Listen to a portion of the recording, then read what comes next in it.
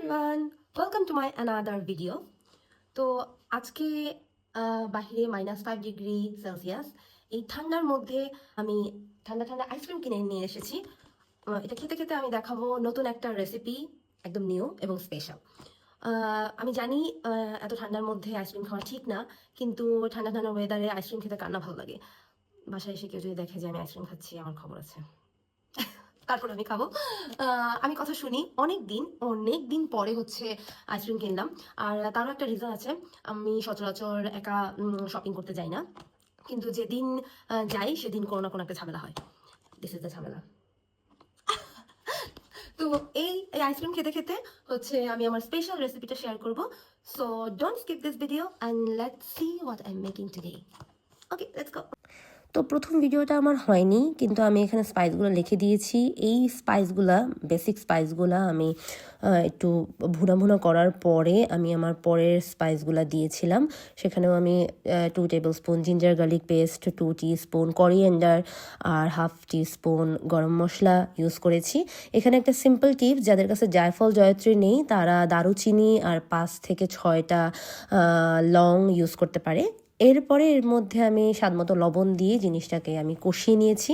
এরপরে আমার সেকেন্ড উপকরণ হচ্ছে নারকেল, এটা পেস্ট করে নিয়ে পরের উপকরণ যেটা খুবই ইম্পর্টেন্ট সেটা হচ্ছে দুধ আর পাউরুটিকে ব্লেন্ড করা। এটা হচ্ছে সিগনেচার ইনগ্রিডিয়েন্ট, যেটা হচ্ছে ইউজ করতে হবে মাস্ট। তো এটাকে আমি সাইডে রেখে আমার মশলাটাকে আরেকটু কষিয়ে নিচ্ছি। যখন মশলাটাকে আমি দেখব উপরে তেল উঠে এসেছে, তখন বুঝতে হবে যে আমার হয়ে গেছে। এই পর্যায়ে আমি হচ্ছে আমার চিকেনগুলো দিয়ে আমি এটাকে একটু নেড়েচেড়ে নিচ্ছি, এবং নেড়েচেড়ে নেওয়ার পরে আমি এই চিকেনটা 10 থেকে 12 মিনিটের মতো খুলেই ঢাকনা 1 মিনিটের মতো ঢাকনা দিব, কিন্তু খুলে আমি কষিয়ে নেব। এরপরে যখন এর কালারটা এরকম আসবে, আমি দেখব যে উপরে তেল উঠে এসেছে, তার মানে বুঝবো মাংসটাও হালকা কষানো হয়ে গেছে। এই পর্যায়ে আমি আমার 2টা মিক্সচার, যেটা আমি তৈরি করে রেখেছিলাম, আমার নারকেল পেস্ট আর দুধ আর পাউরুটির পেস্টটা, সেই 2টাই আমি দিয়ে নেড়ে চেড়ে এরপরে হচ্ছে আমার স্লো কুকের পালা। তো আমি এখন হচ্ছে গিয়ে পুরো খোলা রেখেই রান্নাটা হবে, ঢাকনা দেওয়া যাবে না, ঢাকনা দিলে মাংসগুলো খুলে যাবে।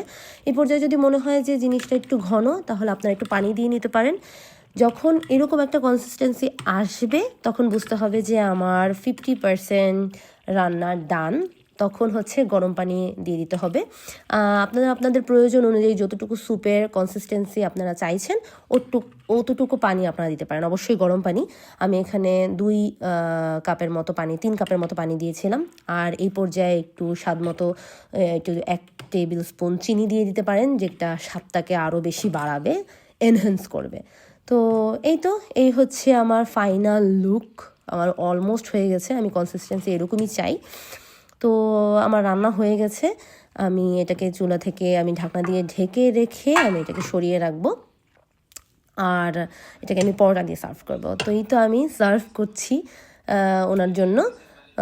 তো এখানের মধ্যে আমি হচ্ছে একটু লেবু চিপড়িয়ে লেবু দিয়ে দিব। লেবুর সাথে জিনিসটা অনেক ভালো লাগে, আরও এনহ্যান্স করে স্বাদ। তো উপরে একটু লেবু আর ধনিয়া পাতা আপনারা দিতে পারেন। তো এখন আমার কথা হচ্ছে আমি ওর কাছ থেকে ফিডব্যাক নিব, তবে আমি দেখাবো না যে আমি ভিডিও করছি। দেখি আমি কীরকম ফিডব্যাক আসে, কারণ এটা সে কয়েকদিন আগে বলেছিল আমাকে, হোটেল স্টাইলের চিকেন স্যুপটা আমি অনেক মিস করি। তো দেখি। আসো আসো বসো, খামু খাও খায়া বলো কেমন হয়েছে। সত্যি ক্রিটিসাইজ করবা।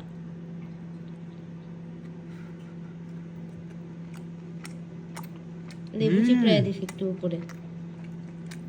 এই আসেননি? নাও খাই দাও।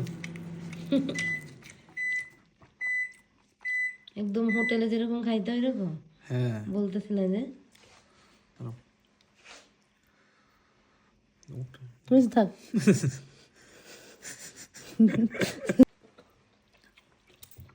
আমি তো টেস্ট করি না, বুঝছো, রান্নার সময়।